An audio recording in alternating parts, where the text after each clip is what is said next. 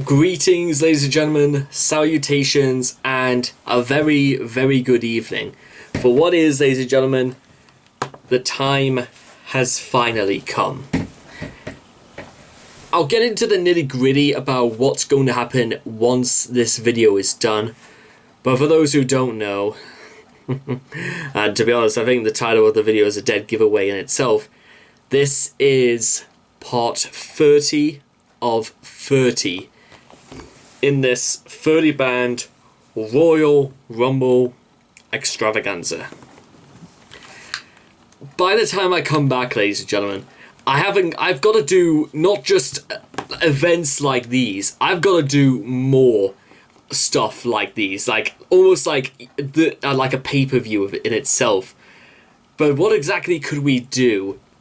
I would have to give some very serious thought as to when I come back and things are slightly less normal than they are now, if you can even call this scenario normal.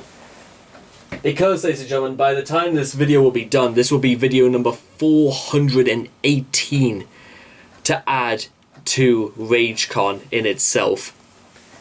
And with that being said, ladies and gentlemen, I think the time has finally come to see exactly what we've got to lead us out for RageCon and the 30-band Royal Rumble 2020. So, if everyone's ready, let's do this together. So, if you guys want to check out the original video for the last time, please make sure to check out the links in the description down below, as number 30 is on his way in 10, 9, 8, 7, 6, 5, 4, 3, 2, 1, and activate.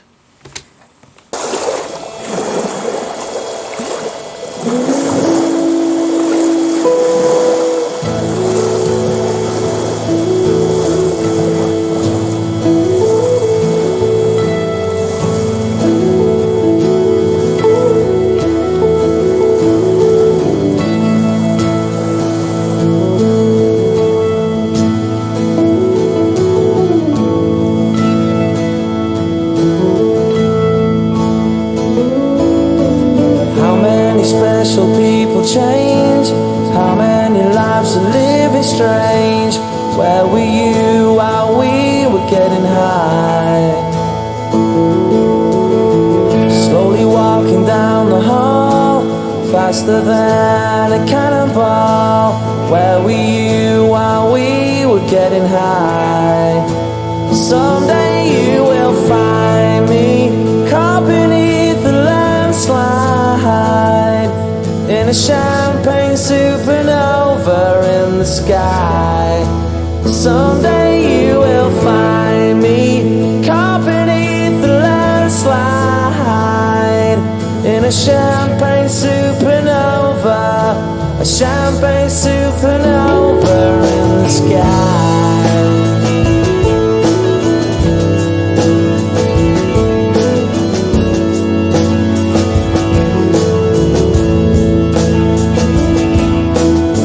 Up the dawn and ask her why. A dream, she never dies. Wipe that tear away now from your eye. Slowly walking down the hall, faster than a cannonball.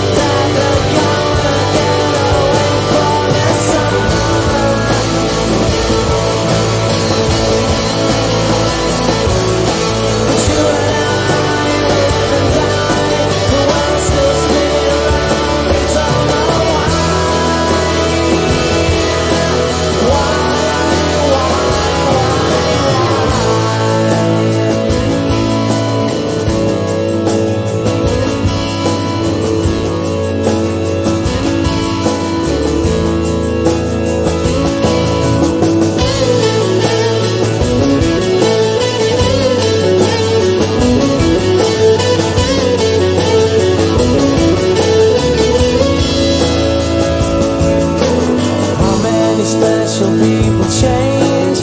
How many lives are living strange? Where were you while we were getting high? Slowly walking down the hall, faster than a cannonball. Where were you while we were getting high? Someday you will find me carving the landslide in a champagne supernova in the sky. Someday you will find me carving the landslide in a champagne supernova, a champagne supernova. 'Cause people believe that they're gonna get away for the summer.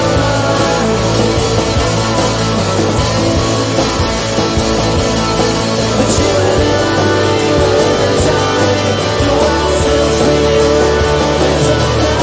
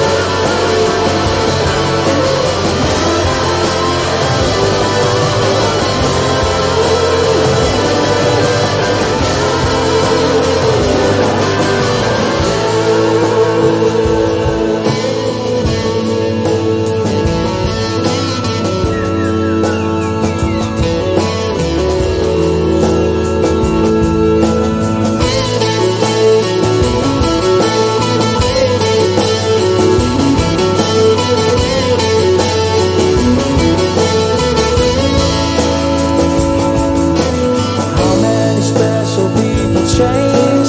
How many lives are living strange. Where were you while we were getting high? We were getting high. We were getting high. We were getting high. We were getting high. We were getting high. We were getting high. We were getting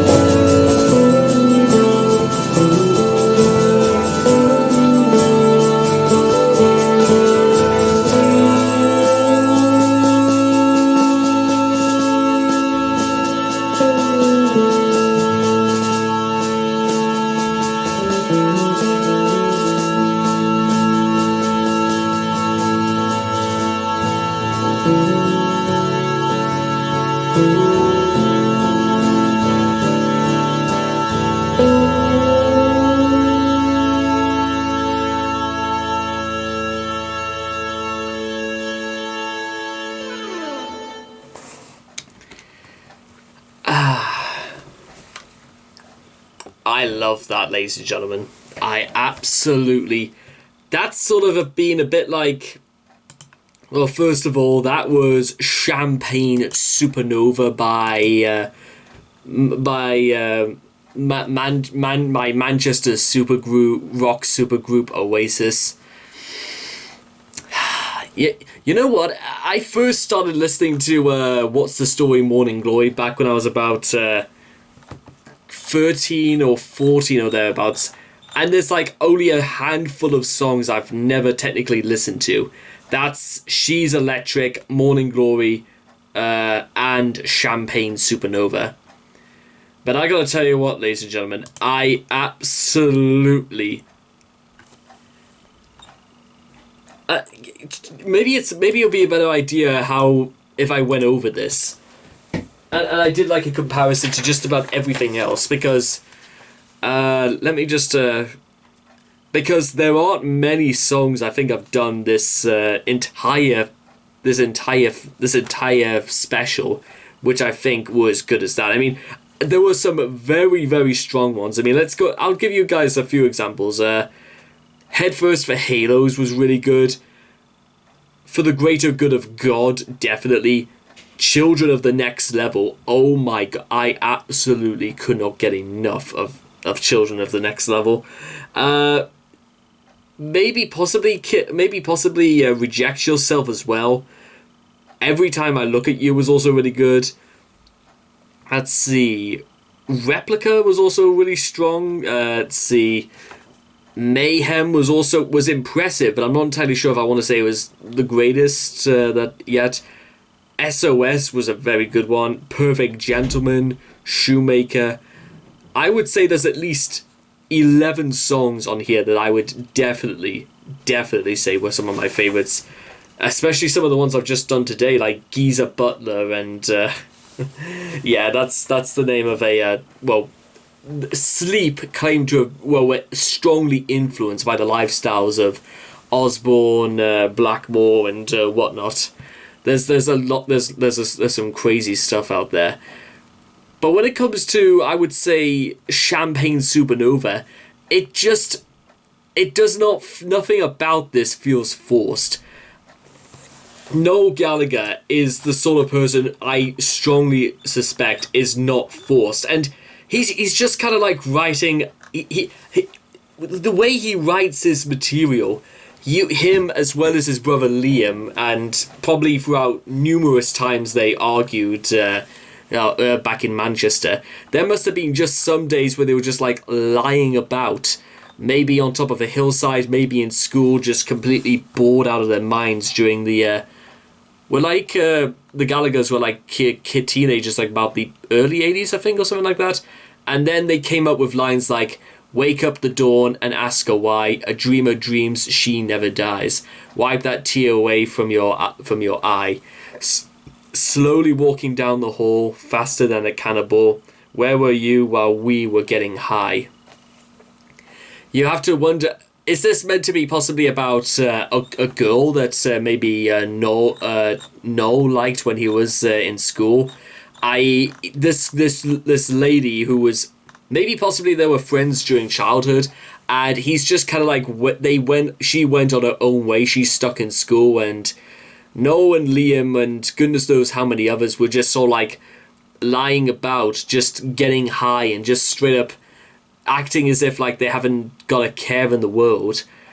And maybe they felt guilty about it because they straight up do not see why some people need to worry and fret so much about being perfect in school and just about anything, because you get the impression that those sort of people are not happy with their life. They're not enjoying themselves, you might say. How many special people change? How many lives are living strange? Where were you when we were getting high? I love that part. How many special people change? Do they change because when they get a real taste of reality of the real world, they begin to see things in a not so rosy light as before, but when they come across people they never believed would have existed? That reminds me a lot of me in some ways. That once I got a taste of the outside world, it almost seemed as if like all my years of education were for nothing, because all of a sudden I was in the real world, where just because I started giving lectures on people like Milton and Marlowe, it doesn't exactly mean people are going to be that interested. In fact, people will be so blunt and obvious about the fact that my education is just about useless that, well, what chances does that I think it's more of like maybe a lack of self-esteem more than anything, that you've like, imagine you gain some sort of like level of experience in this world, and all of a sudden you're thrust into the real world full of people who maybe know better than you or I, but their outlook could be entirely different on life. And it's a clash of personalities, yes, but that doesn't necessarily entice people to say and do the most hurtful and disgusting things now, does it? Maybe those are the sort of people more than anything that could have maybe a little sip of the champagne supernova, basically just floating around on a current of air, looking over the earth as if to say, this place is bad, but it's our bad, you might want to say. And I feel like that's just true for a lot of things. Sometimes that's a lot of things in life, you know. Just this room, for example, it's 4 walls. It's got a lot of the stuff I need, a lot of the stuff that I don't necessarily need. Some of the stuff I just read for pleasure. Some stuff I read for leisure. All of those things. And I to be honest, if I had like a room like this but bigger, basically, I wouldn't need anything else. People might say it's small. People might say that it seems crowded, and people may even call this room a dump. But you know what? It's my dump, and I'm happy about it either way. I'm not getting on people's nerves because of it. I'm not upsetting anyone because of it. It's my dump, and it's my own, and I'll treat it accordingly. I don't tell other people how to treat their living quarters, so I reckon I shall continue. Although maybe, I don't know, maybe a lick of paint on something on these walls, because the whole room is sort of like, it's like creamish yellow, and then this brick wall here, and it's not just because of the light, although it may have a little bit more to do with the light than I might think. But the thing I say still stands, is that someday you will find me caught beneath the landside in a champagne supernova in the sky. Maybe, I don't know, maybe it's just because it's still there, and maybe that maybe it's there, and maybe for people who just want to take some time out to daydream will ride on this current, on this champagne supernova.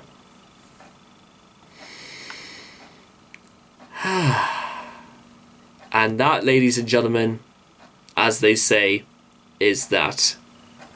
Now, few final notes just before we shut up shop here, ladies and gentlemen. The first off is that from this point onwards, because we are now exactly 1 week away from RageCon officially beginning. We are 7 days away from this. So that means for the next 7 days, it'll literally just be me recording whatever the hell I want, whatever the hell I fancy to check out, whatever the hell suits me down to the ground. It's literally free reins in control from here on in. And there's some absolutely phenomenal stuff I want to check out. There's a lot, I guess I could put it in one word. And it's something, ladies and gentlemen, when you begin to take this into consideration and say to yourself, the end is nigh. In just under 3 weeks from today, that's it. The reality has left this planet, you might say. But we've still got a very long way to go before that. And also, with 1 week left to go, well, of filming, there's a little bit more filming after that, mostly during when RageCon is airing, to be honest.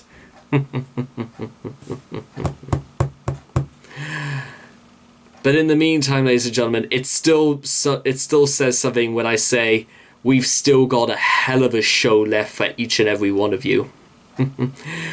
And now, ladies and gentlemen, it is time to say goodbye. Farewell, my friends, farewell.